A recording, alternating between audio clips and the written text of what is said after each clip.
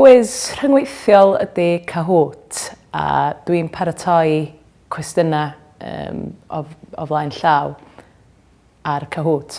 Wedyn yn y dosbarth mae'r dysgwyr yn dod â'i ffôn neu tablet ac maen nhw'n rhoi y pin yn y ffôn a wedyn da ni'n chwarae cwis rhyngweithiol. I think that this is the best choice. Dyma'r gorau. Dwi'n meddwl dyma bod y gorau. Dwi'n meddwl mai dyma'r dewis gorau. Dwi'n meddwl bod o'n dda. Chi 10 eiliad. I think that this is the best choice. Ffantastig. Pawb yn gywir. Pwy oedd y cyflymad yna'r cwestiwn?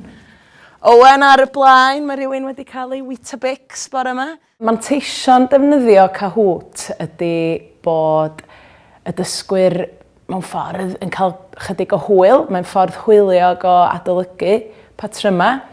Mae'n gallu bod yn gystadleuol i'r rheini sydd eisiau bod yn gystadleuol. Reit, be dwi eisiau chi wneud rwan ydy just deud sut ydych chi'n teimlo ar ôl y gêm yna. Nathoch chi ddysgu rhywbeth? Do? Naddo?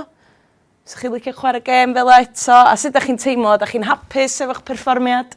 Drwy gael yr atebion a'i hymatebion nhw ar y ffeil Excel, mae'n golygu bod y tiwtor wedyn ar ddiwedd y wers yn gallu lawrlwytho honno, edrych ar yr atebion, gweld lle mae bylchan i gwybodaeth nhw, os oes rhywbeth mae mwy nag un person yn gael yn anghywir, felly mae'n amlygu unrhyw broblemau ac os oes yna unrhyw un yn anhapus efo ei ddysgu.